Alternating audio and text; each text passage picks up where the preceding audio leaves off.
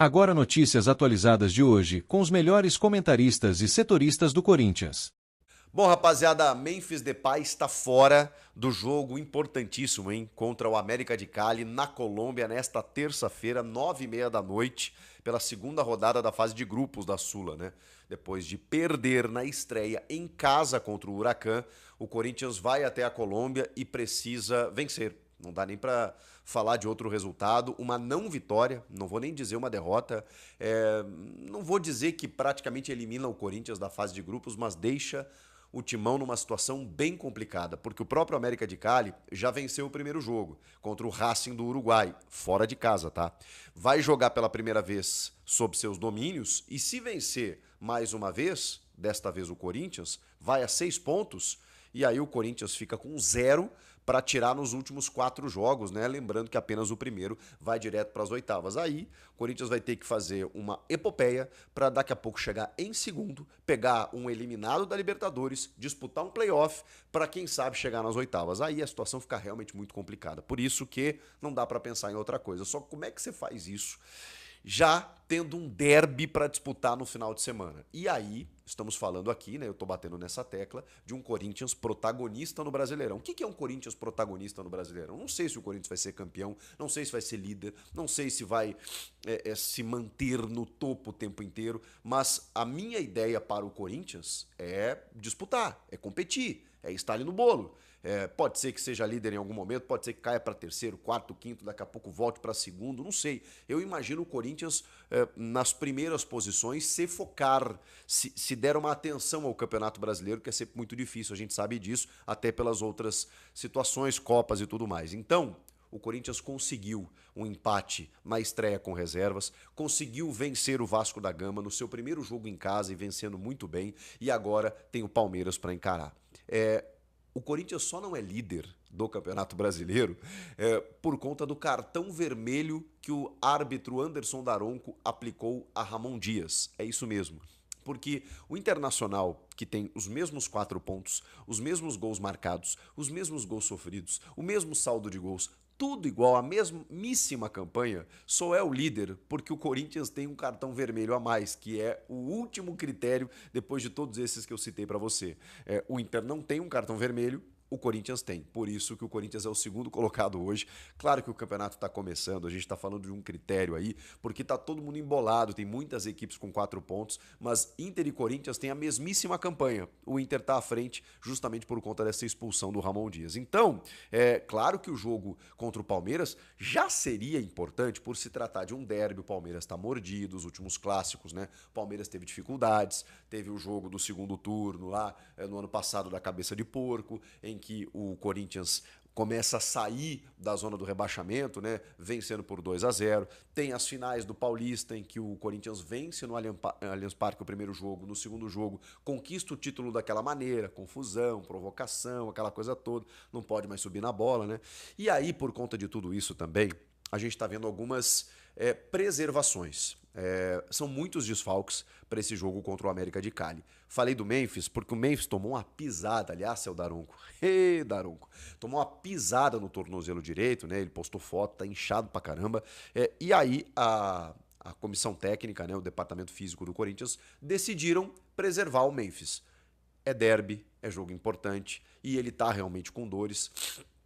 Sofreu um grande trauma, então fica treinando, né, em São Paulo, tudo mais, não viaja, que vai ser melhor para ele. O Igor Coronado voltou a ser titular, né, ocupou a vaga de titular no jogo contra o Vasco, tem um probleminha no ombro esquerdo e por isso ele também foi preservado.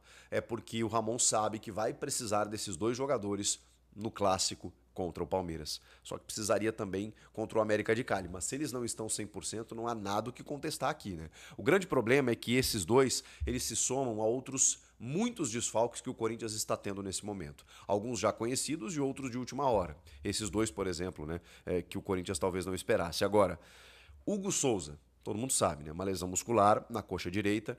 Então tem que esperar ele retornar. Daqui 1, 2 semanas, provavelmente o Hugo deve estar de volta. O Gustavo Henrique tem um incômodo na coxa direita.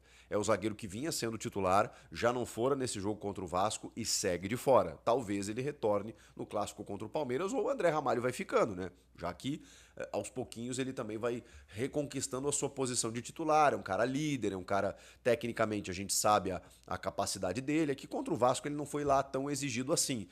Ele oscilou muito, né? Mas o segundo semestre do André Ramalho ano passado foi muito bom. Se ele voltar a ter perto daquele nível, ele é titular absoluto. Vamos aguardar.